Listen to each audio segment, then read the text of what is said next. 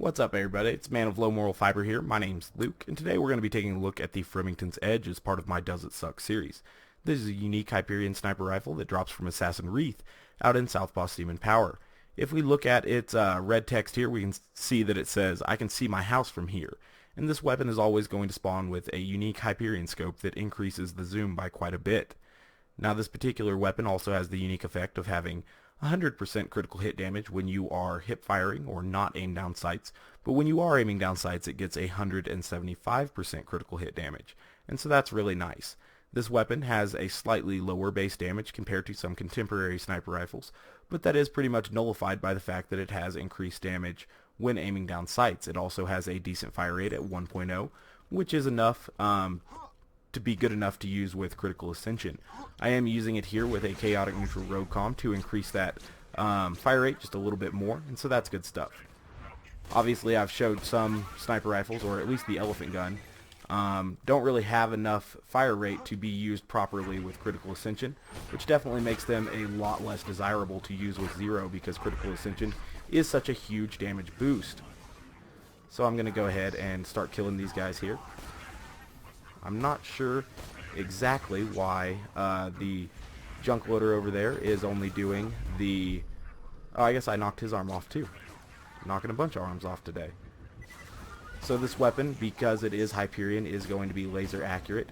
The increased scope zoom is both a good thing and a bad thing. It can make it harder to hit enemies that are really close to you, but it can make it easier to hit enemies that are a little bit further away from you, obviously. So, like I said, a good and a bad thing. Alright, so we need to find that hot loader. He's way over there, it looks like. Or I guess there is no hot loader.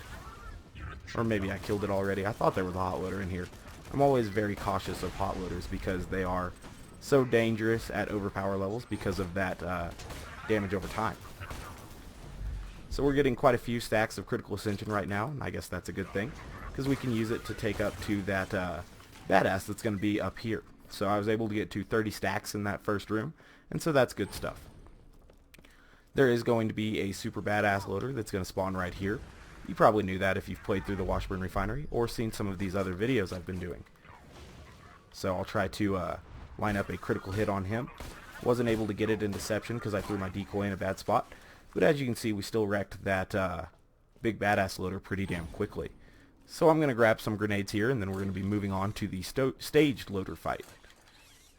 And when we do that, we'll try to build up some good stacks of critical ascension and work through that pretty quickly and also, you know, efficiently. See if I can see that loader back there. I guess I saved a couple stacks of critical ascension. Not many. Just using the increased zoom effect of it right now. Get some good critical hits before we go in and face these power loaders, I guess. Just build my critical ascension up a little ways. You know, oh wow, it dropped an orange. We'll go ahead and pick up, or I guess we won't pick up that bitch. That's kind of weird. Usually you don't get an orange from a loader all randomly like that, but I guess today we did, so that was pretty cool.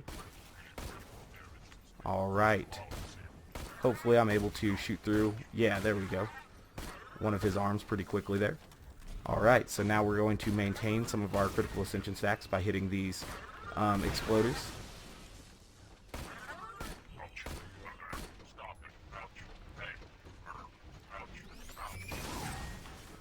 Oops, that was my bad there. Shouldn't have let that loader get to me, but get to me.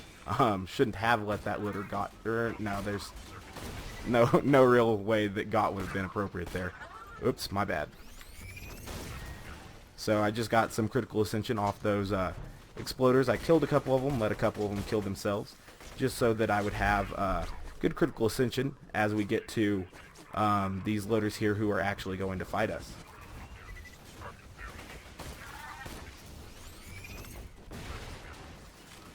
Up to 34 stacks of critical ascension now. Like I said, the fact that this weapon does have the requisite fire rate for critical ascension definitely increases its potency significantly. Come on, slag grenade, you're doing a bad job.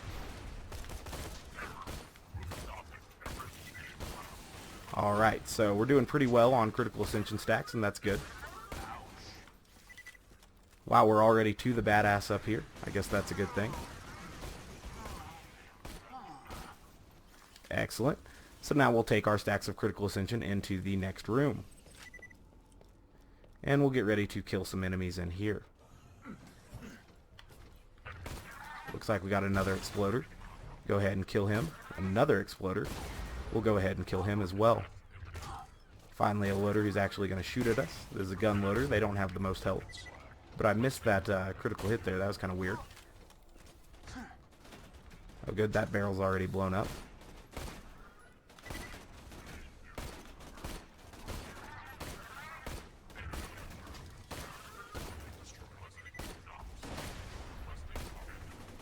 Alright, so we're taking these guys out pretty easily right now. I should be using slag a little bit better so that I make sure that I don't run out of ammo. But I wasn't, so yeah. I guess all of our shots are, you know, charge packed now. Or juiced up, I don't know. Powered up, definitely. Come here, exploder. Well, I failed on that exploder. That is one drawback that I will say that this gun has. It is a little bit more difficult to aim on enemies that are real close to you because it is so zoomed in. And I guess that's something to watch out for. Definitely got enough ammo now to make it through the next part, and that's good. The game will go ahead and wait the ammo drop that you are using if that is, you know, what you're kind of playing as, exclusively using one ammo type, and that's a good thing. Like I said, this gun can be a little bit more difficult to aim at close range because it is so heavily zoomed. And, you know, that can help at long range, but it definitely hampers the weapon at close range, I'd say. I'm going to go ahead and go into Pervy's area here and see if we're able to work through these loaders as well. How hilarious. You just set off my trap card. Your death approaches. Pervy didn't get slagged. That was kind of lame. Now these 4-player health loaders are going to be pretty healthy and damaging, so we'll have to watch out for that.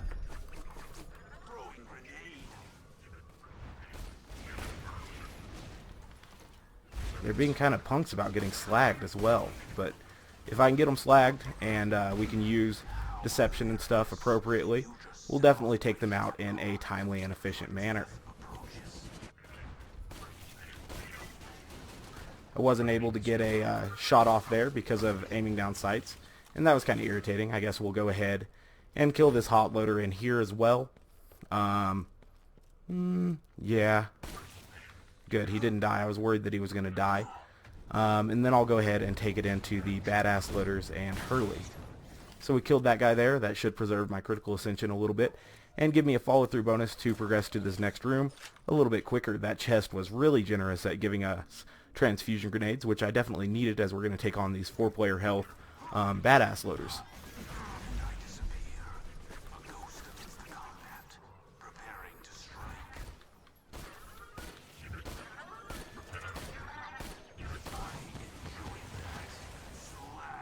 Of course he's up there.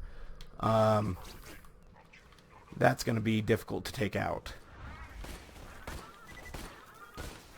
Come on, transfusion grenades. There we go. I guess the increased range of the scope is helping right now. That was bad, though. If I can get him with this shot, we'll be good. If not, oh, we made it. Okay, hopefully those transfusion grenades come to me during this cutscene.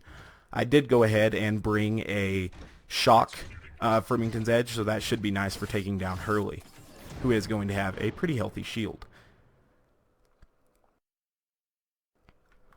Excellent, they did get to me.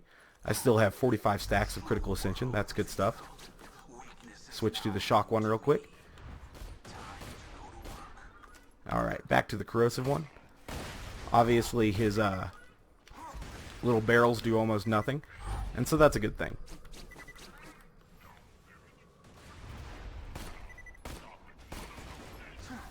Alright, now his eye is incredibly hard to hit as a critical hit spot, so I may switch to the hips for this little part here.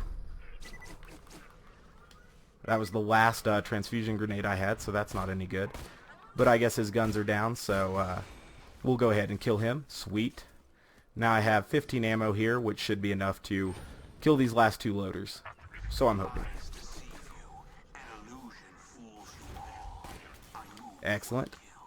He didn't drop any ammo for us or a transfusion grenade. That was kind of douchey of that particular loader.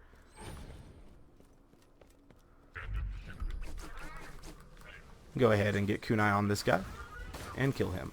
So we worked through all of the Washburn Refinery pretty easily with the Fremington's Edge. It's easy to see that this weapon does not suck. It's a very, very strong weapon. It does have that little drawback, in my opinion, of having an overly zoomed scope. If you guys will notice that, you know, in a lot of my videos where I'm using sniper rifles, I am almost always using a dull scope. And that is because it has the least amount of zoom of any of the sniper rifle scopes. And not only does this, you know, come by default with a Hyperion scope, which is always the most zoomed, in addition to that, it has a, you know, even more exaggerated version of a Hyperion scope, which zooms in really, really far. I think the only weapon or only sniper rifle that has a zoom higher than this is a Hawkeye with a Hyperion scope. It could also be a Hawkeye with a Jacob scope, might end up having a higher zoom as well, but it has to be one of those high zoom scopes with the Hawkeye to actually outzoom the Fremington's Edge. So as always, guys, I do thank you very much for watching. I do appreciate it. If you haven't yet taken the time to subscribe, please go ahead and do so. I'd very much appreciate that as well. Otherwise, I do hope to catch you next time, and thank you very much for this suggestion of testing out the Fremington's Edge as part of my Does It Suck series. Alright guys, like I said, I hope to catch you next time. Bye guys.